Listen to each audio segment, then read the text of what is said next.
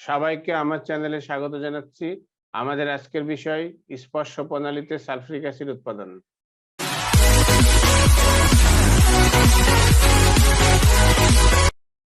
প্রিয় দর্শক বন্ধুরা, তোমরা জানো সালফিউরিক অ্যাসিড একটা অত্যন্ত গুরুত্বপূর্ণ রাসায়নিক পদার্থ। এই সালফিউরিক অ্যাসিডটা আমরা দুই ভাবে তৈরি করে থাকি। একটাকে আমরা বলছি প্রকোষ্ঠ প্রণালী, আরেকটাকে আমরা বলছি স্পর্শ প্রণালী।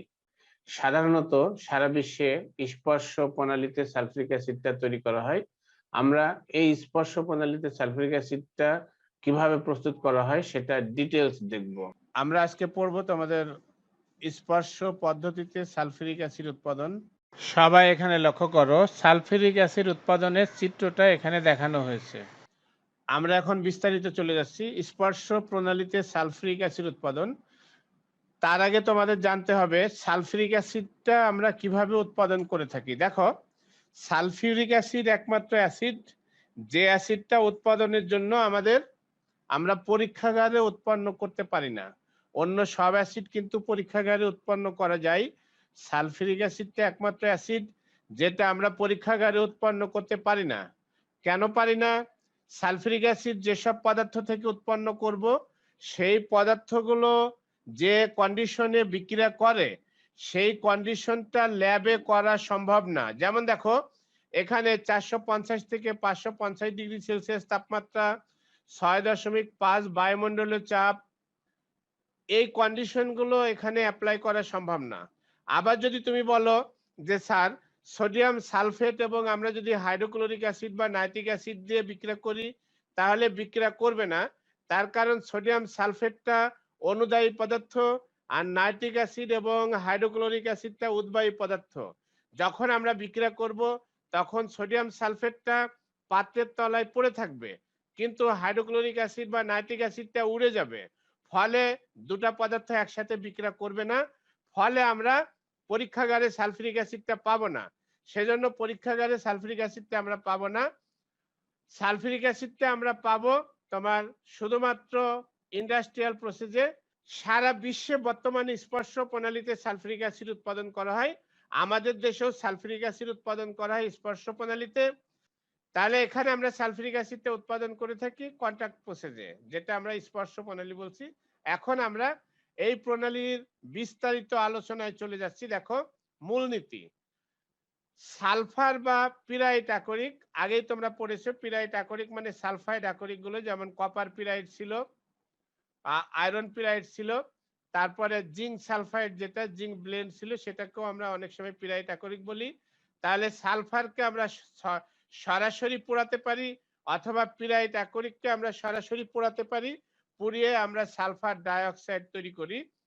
সেই সালফার ডাইঅক্সাইডকে অক্সিজেনের সাথে আমরা উত্তপ্ত করি। অক্সিজেনের সাথে আমরা উত্তপ্ত করে সালফার ট্রাইঅক্সাইড তৈরি করে থাকি।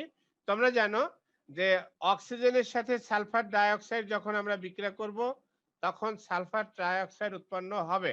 সালফার ট্রাইঅক্সাইড যখন উৎপন্ন হবে তখন দেখো এই বিক্রিয়াটা একটা উভমুখী বিক্রিয়া। সবাই লক্ষ্য করো, এই বিক্রিয়াটা একটা উভমুখী বিক্রিয়া এবং তাপ উৎপাদী বিক্রিয়া। এই বিক্রিয়ার আরেকটা বৈশিষ্ট্য হলো এই বিক্রিয়ায় আয়তন সংকুচিত হয়। সেজন্য লাশ হাতেলিয়ারের নীতি আমরা এখানে অ্যাপ্লাই করব। অ্যাপ্লাই করে আমরা অত্যানুকূল পরিবেশ বজায় রাখবো এবং এই অত্যানুকূল পরিবেশের ফলে আমাদের এখানে সালফার ট্রাইঅক্সাইড পাওয়া যাবে। সেই সালফার ট্রাইঅক্সাইডটাকে আমরা সরাসরি কিন্তু পানির সাথে বিক্রিয়া করে সালফিউরিক অ্যাসিড তৈরি করব না। তার কারণ কি? আমরা সালফার ট্রাইঅক্সাইডটাকে সরাসরি যদি পানির সাথে বিক্রিয়া করি তাহলেও কিন্তু সালফিউরিক অ্যাসিড পাওয়া যাবে, কিন্তু সেই বিক্রিয়াটা অত্যন্ত তাপ উৎপাদী বিক্রিয়া। এই তাপের ফলে সালফিউরিক অ্যাসিড যে উৎপন্ন হয় সেটা কুয়াশা বা ধোঁয়াশা টাইপের তৈরি হয়। এই কুয়াশা বা ধোঁয়াশার ফলে দেখা যায় যে কারখানার পরিবেশ নষ্ট হয় এবং কারখানাতে যেসব মানুষ কাজে নিয়োজিত থাকে তাদের ক্ষতি হতে পারে। স্পর্শ প্রণালীতে পাইরাইট আকরিককে পুড়িয়ে যে সালফার ডাইঅক্সাইড তৈরি করা হয় সেই সালফার ডাইঅক্সাইডটাকে তোমার অক্সিজেনের সাথে বিক্রিয়া করা হয় 450 থেকে 550 ডিগ্রি সেলসিয়াস তাপমাত্রায়। এবং এখানে আমরা প্লাটিনাম প্রভাবক ইউজ করে থাকি বা ভ্যানাডিয়াম পেন্টা অক্সাইড ব্যবহার করে থাকি। এর ফলে আমাদের এখানে সালফার ট্রাইঅক্সাইড উৎপন্ন হয়। এই সালফার ট্রাইঅক্সাইডকে আমরা 98% সালফিউরিক অ্যাসিডে শোষিত করি। শোষণ করার ফলে এখানে অলিয়াম উৎপন্ন হয় বা পাইরোসালফিউরিক অ্যাসিড উৎপন্ন হয়, যার ভিতরে আমরা পানি যোগ করলে আমরা সালফিউরিক অ্যাসিড পাই। এখানে একটা জিনিস মাথায় রাখতে হবে যে আমরা এখানে সরাসরি যদি পানি যোগ করতাম, অর্থাৎ এই সালফিউরিক অ্যাসিড এই সালফার ট্রাইঅক্সাইডের সাথে সরাসরি যদি আমরা পানি যোগ করি, খেয়াল করো যে এখানে যদি আমাদের সালফার ট্রাইঅক্সাইড থাকে, এই সালফার ট্রাইঅক্সাইডের সাথে যদি আমরা সরাসরি পানি যোগ করি, খেয়াল করো সবাই, সরাসরি পানি যোগ করলেও আমাদের এখানে কিন্তু সালফিউরিক অ্যাসিড আমরা পাবো। কিন্তু এই বিক্রিয়াটা একটা তাপ উৎপাদী বিক্রিয়া। দেখো, এই বিক্রিয়াটা একটা তাপ উৎপাদী বিক্রিয়া। এই তাপ উৎপাদী বিক্রিয়ার প্রভাবে আমাদের যে পানিটা আমরা এখানে যোগ করছি সেই পানিটা বাষ্প হয়।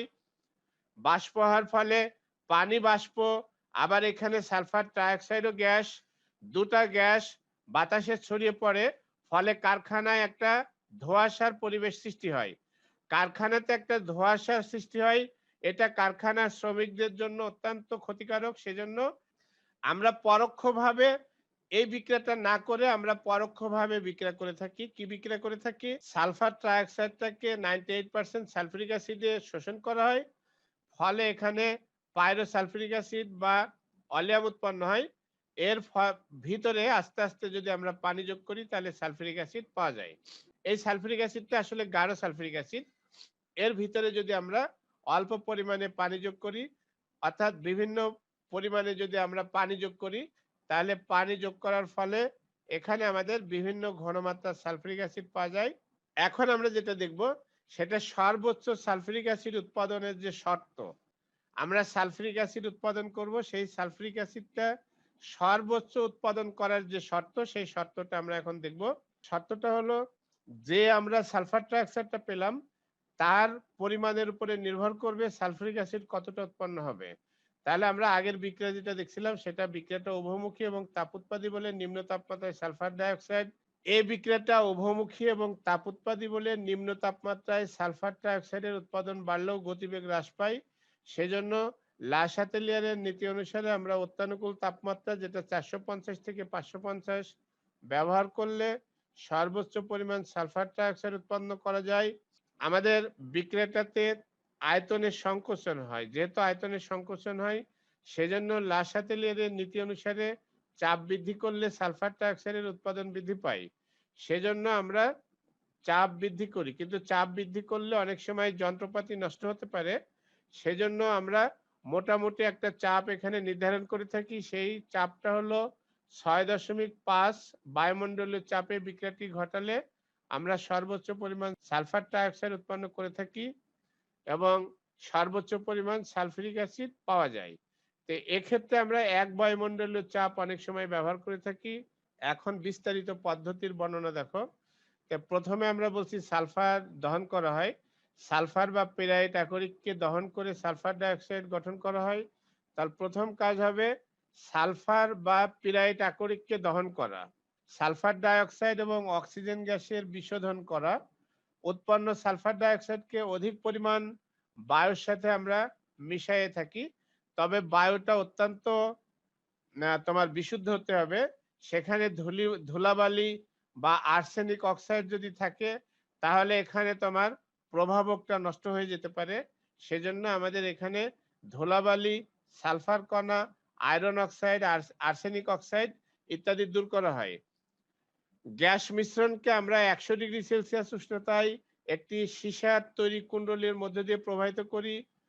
মিশ্রণটিকে একটি পাথরকুচি পূর্ণ টাওয়ারের তলদেশে প্রবেশ করানো হয়, যেখানে উপর থেকে পানি চালনা করা হয় ফোয়ারার সাহায্যে। ফলে এটা তোমার ধুয়ে যায়, সমস্ত অপদ্রব্য ধুয়ে যায়। আমরা একটু চিত্রটাতে একটু চলে যাচ্ছি, চিত্রটা একটু দেখাই তোমাদের, তাহলে ব্যাপারটা বোঝা যাবে। দেখো, এখানে সালফার এবং শুষ্ক বায়ু এখানে পোড়ানো হয়, তারপর সালফার ডাইঅক্সাইড এবং সালফার অক্সিজেনটাকে আমরা একটা প্রকোষ্ঠে চালনা করি, যেখানে আমাদের কি থাকে, প্লাটিনাম থাকে বা ভ্যানাডিয়াম অক্সাইড থাকে, পেন্টঅক্সাইড থাকে, যার প্রভাব এখানে সালফার ডাইঅক্সাইডটা সালফার ট্রাইঅক্সাইডে রূপান্তরিত হয়। এরপর এই সালফার ট্রাইঅক্সাইডটাকে দেখো একটা প্রকোষ্ঠের ভিতরে, একটা চেম্বারের ভিতরে চালনা করা হয়, যেখানে উপর থেকে 98% তোমার গাঢ় সালফিউরিক অ্যাসিড চালনা করা হয়। চালনা করলে আমরা এখানে অলিয়াম পাই। এরপর অলিয়ামটা আস্তে আস্তে এখান থেকে নিয়ে নেওয়া হয়, যেখানে পানি যোগ করে আমরা সালফিউরিক অ্যাসিড পাই।